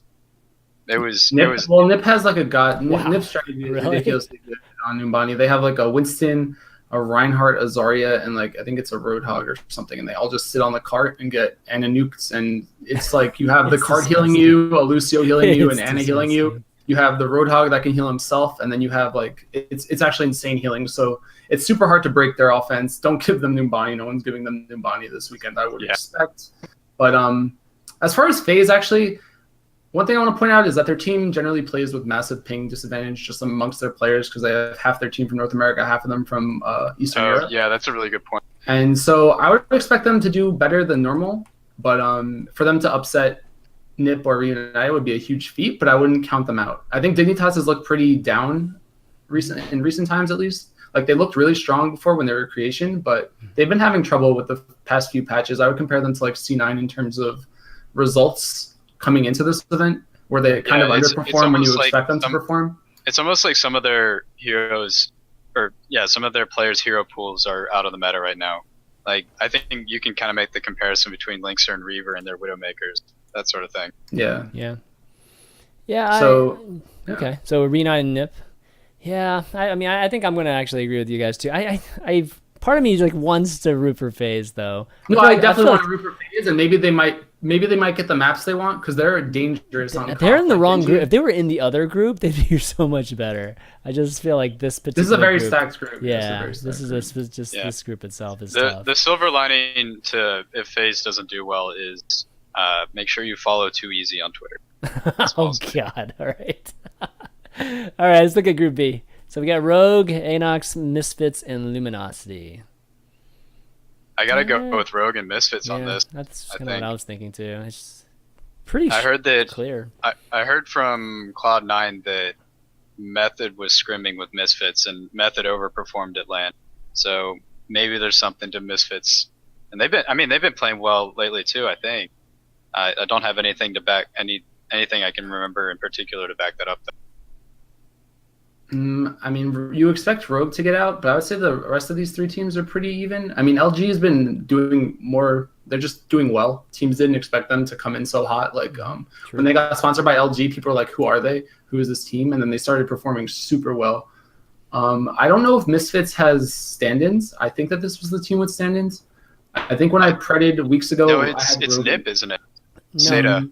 No. Right. No, I think it's Misfits. Misfits. I think it's Misfits too. I think when I made my preds like last week, it was Rogue Anox I had coming up just because Misfits had stand-ins and I didn't see That's a LG good with point. like I some forgot. I Cinderella had story. forgotten about that. Yeah. That's So true. I'm expecting Rogue and Anox to make it out. Anox has been playing super well too, but like Rogue's coming off their win at ESL Linux Showdown, you expect them to just keep doing what they're doing. Yeah. Still, I mean. But again, I think officially that it's the this- best LAN team right now. We haven't think- seen. Have we seen Anox on a LAN yet? Did they play at Gamescom? I don't know. I don't remember. I don't remember seeing Anox there. Yeah. But I guess one thing that's interesting too is back to the maps. The different map settings have different styles that you can play on them. Like you don't want to run quad tank on Koth 9 times out of 10. Right. So if you're FaZe, if you can get some good maps where the Genji will work, you'll get Shadowburn his kills. Like they can upset teams. Like I think that the map drafts are becoming very important in these wins, and upsets are going to happen. Just based on teams the just maps. specializing in certain types. Yes, of maps, right? because there's so many. Every hero is pretty strong right now. Like there's not any weak heroes. Like you saw Taimu and you saw IDDQD running the McCree, and McCree's been kind of out of. You haven't seen McCree for a couple of weeks now, but when they came back on them, like they did really well. You saw a couple of Genjis this week do really well. You saw Pharah do well. Like everything is good. You can throw in anything. Because Nano Boost will make any hero better, you know. Is that really the reason though? I mean, it's a good reason, right? I mean, it's not the only reason, but it is a reason. Yeah. I mean, I was gonna say I feel like the meta is in a great spot outside of the whole Ana being overpowered, but I just feel like it's great to see so many different characters. This is kind of like what they were striving for from the beginning. Yeah. I can tell you it's definitely better at this LAN than it has been in the past couple Gosu gamers. Those ones are a bit everyone's just playing the tank thing because that's all they know. They just copy the better team. Yeah. But one thing I want to say is that I was kind of sick of Zenyatta meta, and I didn't ever enjoy watching Mercy meta. So while Ana's super powerful, it's not the end of the world. It's just it is super powerful. It's almost too powerful, but I'd rather it. It's one of those things where we just don't want to see the same thing over and over and over again. I think you would probably be even okay if with Mercy, right? If it didn't happen every single time and the reses were just happening nonstop and whatnot. So just as a spectator, it is good just to see different strategies on different maps. And that's why we need more but we need more game formats, or at least map formats that are beyond just King of the Hill and Payload. And maybe more map formats, but less map pool in the actual tournament. Because if you ask these players to have to know 20 maps inside and out, we're only at 12 or something. At 12, they're getting stressed out and not obviously. Yeah. They need to retire maps, just generally speaking. I think even in the game, have them still available in custom, but retire them even from the ladder map pool, in my opinion. Yeah, that'd be interesting. Kind of like the Hearthstone standard thing. Or StarCraft. StarCraft's done it forever now. The map editor will come, I'm sure. It's just we need more time for that. Yeah, for sure. Okay, well, let's talk about now that we're done with talking about just the play itself and predictions. Why don't we give a look at the production and just the whole studios and the new cast? Obviously, a big deal was made with the talent that was there, because it's not the Overwatch talent that we've seen to date, except for like ZP and Rachel and Huck. Yeah, those are like the only three that we've seen. But yeah, what do you guys think so far of just the production overall of E-League? The value was good. I mean, they got it. It was a very nice, well-ran event.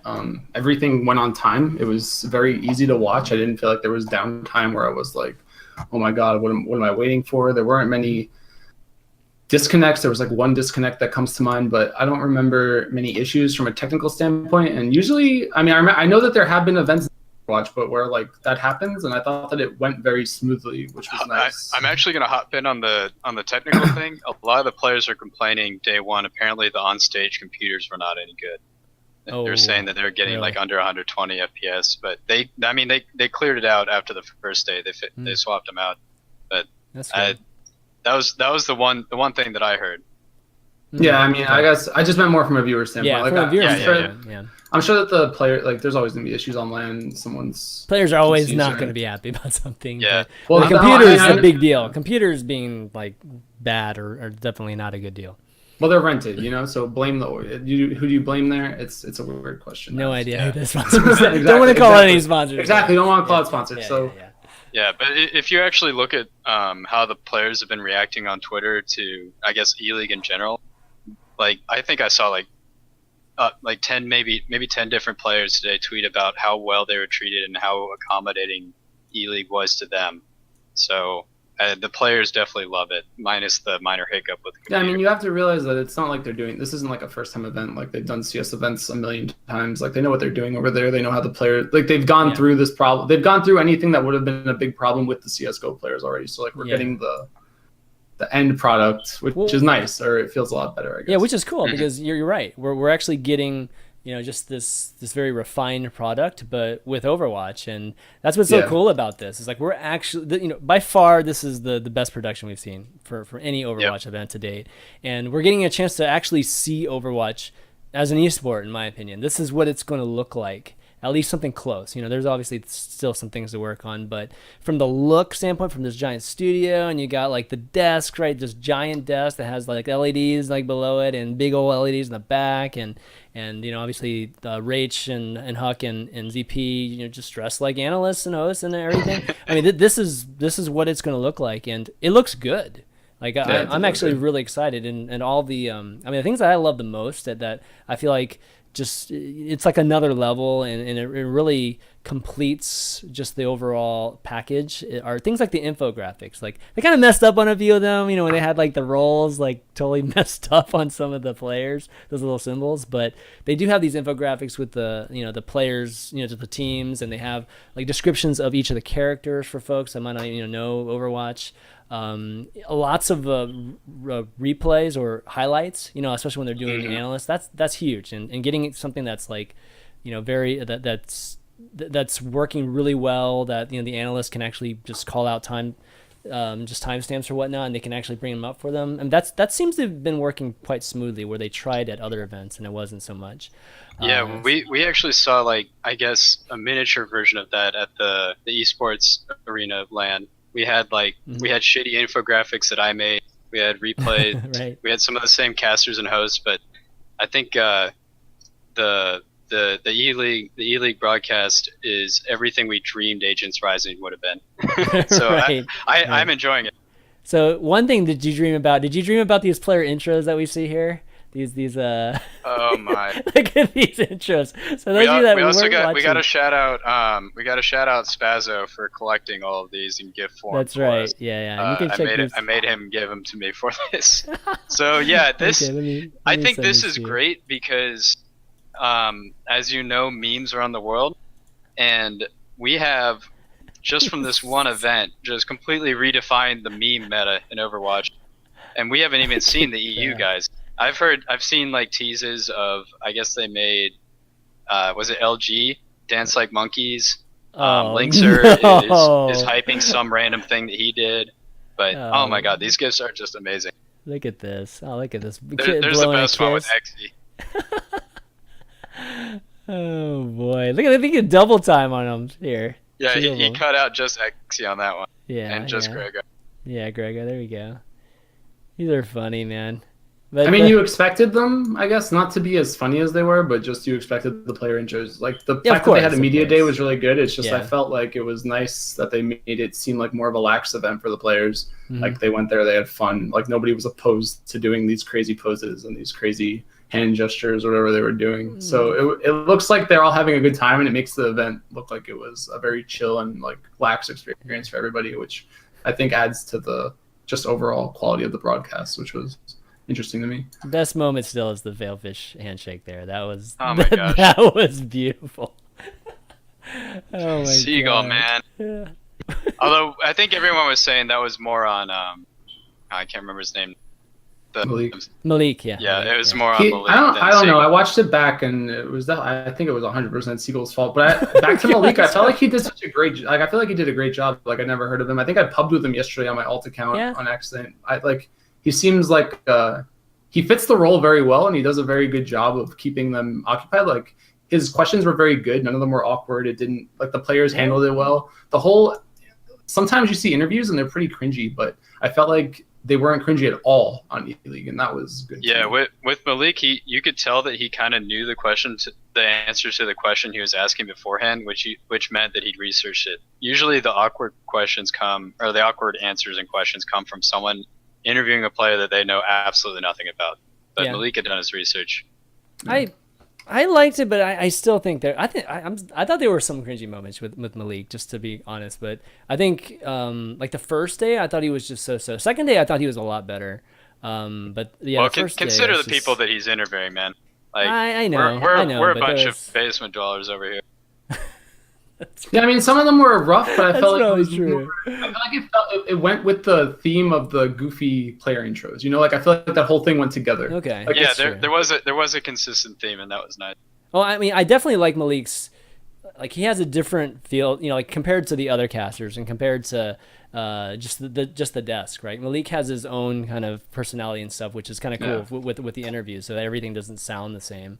But yeah, so those were definitely good. What do you think about the casting? You know, we got Anders Assembler, obviously better known for CS:GO, or there's like there's a dream team of the CS:GO.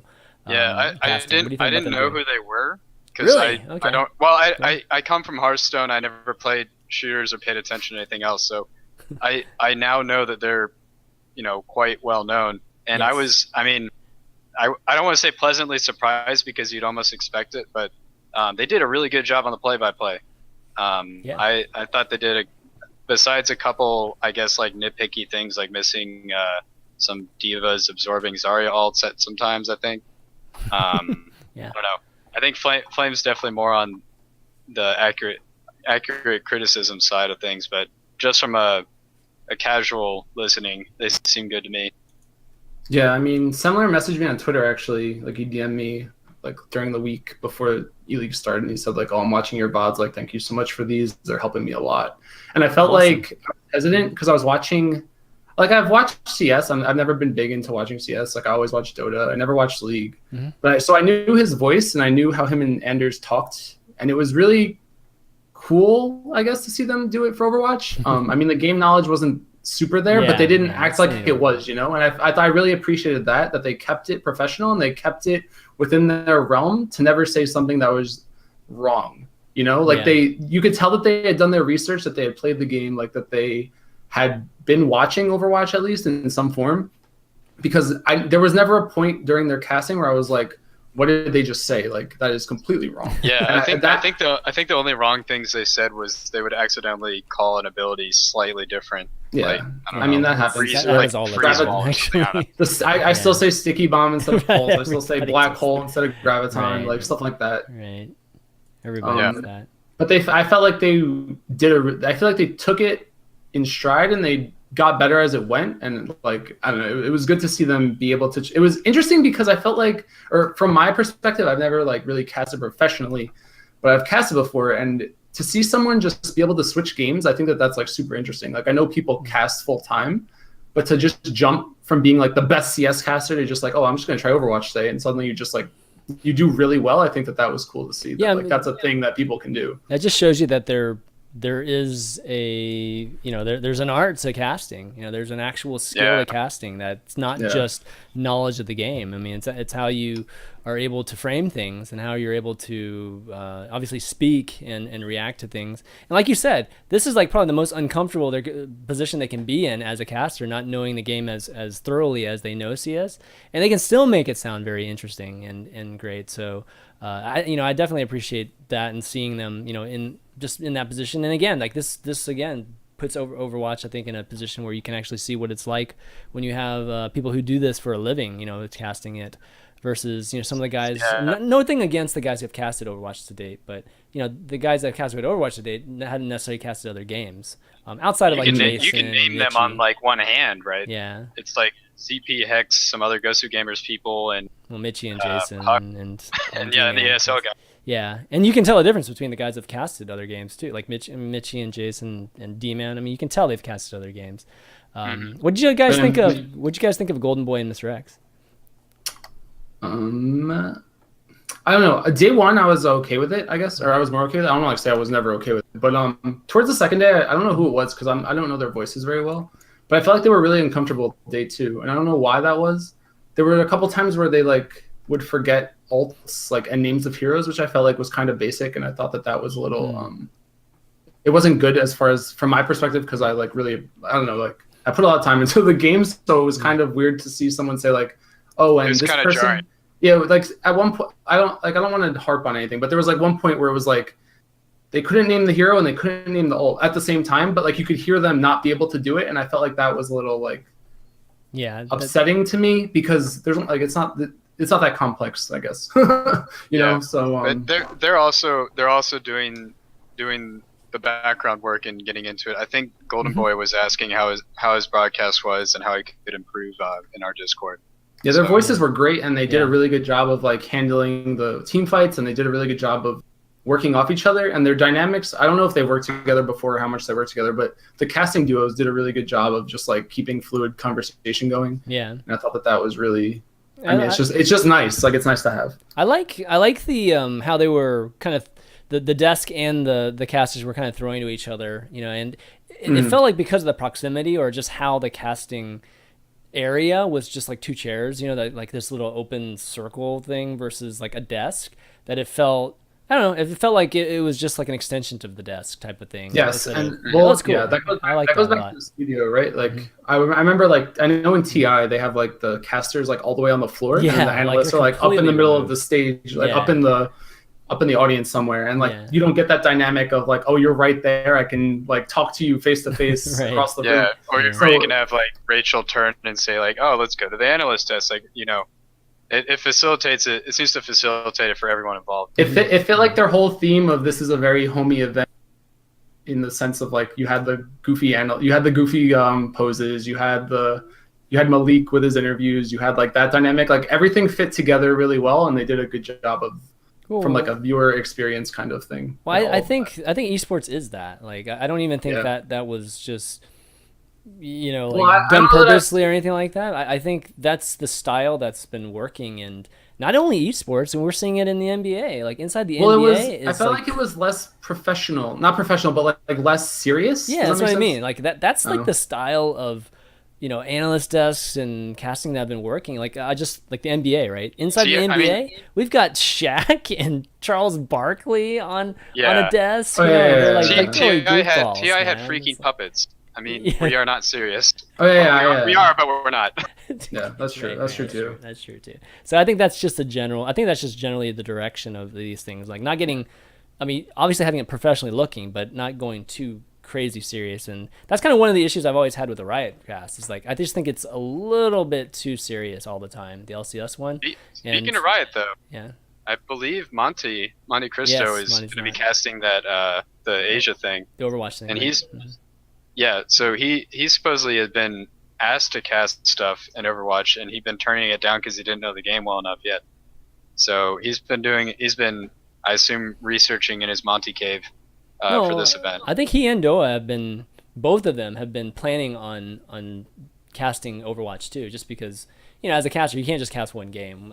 It's been Well, I mean that, well and discussed, I feel like if you're in, I feel like if you had the option right now to choose between Riot and Blizzard, you would take Blizzard. Well, there's this whole thing. Monty posted a video, right? Monty posted a video about just why he's not doing it. in the process of burning bridges. Yeah. So he's he's explained kind of what's going on with just casters, why he's not obviously casting that, but this is good for Overwatch because we actually get Monty to cast Overwatch, and Monty is a great caster, or he's he's a great guy to have on the desk and just be involved with Overwatch. So I'm excited, man. I'm excited to get a chance to see him, and obviously Doa and Jason's going over there too. So it's gonna be a good product over there, and it can only add to what just for all of us Overwatch viewers and everything. So good stuff. All right, well, why don't we go into Q&A, guys? We've kind of gone pretty long, but why don't we take a few questions here? Let me see if I have any questions in Twitter. I usually don't, so everybody's just like so lazy and gonna post their questions in Twitch here. But you guys have any questions? Go ahead and write them out in Twitch chat, and we'll ask them. We'll take like one or two, and then we'll go call it a night. It's been good though. There will be OGN events. Yeah, no question there'll be OGN events. I mean, Doa was on here, I don't know, a month or two ago, and he was hinting at it. Didn't say anything officially, but I mean, come on. It's pretty obvious that there's going to be some big OGN thing soon. All right, so I'll give you guys a few more seconds if you got any questions. If not, then we'll wrap things up. But question me. Oh, there you go. That's you. All right. Well, I don't know. I guess not. I guess there's not too much. Oh, here we go. What is the worst part of the Ana meta? Ana meta, asked by Bloodsire AA. Maybe the best counter to Ana is to run another Ana. It's hard to have a variety in the meta when you've got, like, ideally you want some sort of rock, paper, scissors, maybe Lizard Spock scenario. But when the best counter to rock is rock, then all you got is rocks. Yeah, that's boring. That is kind of boring. Yeah, I mean, if you're not running Ana on all, what's really interesting actually is that Ana on defense is actually not that good if there's no Ana on offense. Yeah. Does that make sense? Yeah, because that makes sense. as far as defensive ults go, at least for like control point first points like King's Row and stuff like Hollywood, you don't really want a defensive nano boost, unless you're like going to take a fight to them. Like it works on payload maps, but on control points and stuff, it's not that good, which is interesting. But like it forces you to play Ana on defense, because if they come out with Ana on offense, you just lose. Mm-hmm. And if you don't come out with Ana on offense, you're like not abusing the map. You're like not trying to win as hard as you could be, Right. So I think that's the worst part, is that it forces your hand a little too much, and it forces the rest of the heroes to have to. It's one of the few heroes I think that changes the way every other hero has to play the game. Mm-hmm. Okay. Next. I guess one quick thing. Yeah, sure. I really like playing Ana, so if they nerf her more, it will make that less fun. So that's what I don't like. She is a lot of fun to play. I mean, I've played very little of her, but just watching the gameplay from Ana, it's starting to become like what we were hoping for in terms of just like sleep darts and just her ability to just have to escape in a very high skilled manner. That's cool. I mean, I definitely want to see that at the highest level of the pros playing Ana in that way. Okay, so here's a question from Disco Shark. How do you guys feel about the lack of mix between NA and EU meta in the tourney? What's that? I think it was a mistake. Yeah. The whole thing, because I guess on a bigger scale, on like the grander stage, Fnatic and Envy are definitely the best two teams right now. There's no doubt right now as to who the best two teams are in NA, but they're both mostly European. So to assume, I mean, like it makes sense from a NA versus EU standpoint, like if you're going for that, but from a player perspective, it's really bad if you're one of the players, because it doesn't make sense to them because they're Europeans playing in America. Yeah. Like, we could wind up, like, this is crazy, but you could wind up in a situation right now where FaZe wins Europe somehow. Like, let's just hypothetically, and they'd be the more NA team representing Europe. Right. So finish second. Yeah. So like it kind of doesn't make sense in that regard when you consider the fact that the top NA teams that were expected and should have, which did wind up being the top two, were going to be mostly European anyway. But I could see why logistically it's better to split the regions up and to do it two smaller tournaments at the same time. But they could have maybe split the groups differently to counter what I just said. So I'm not sure. I just think that it was a little bland because the Europeans came in.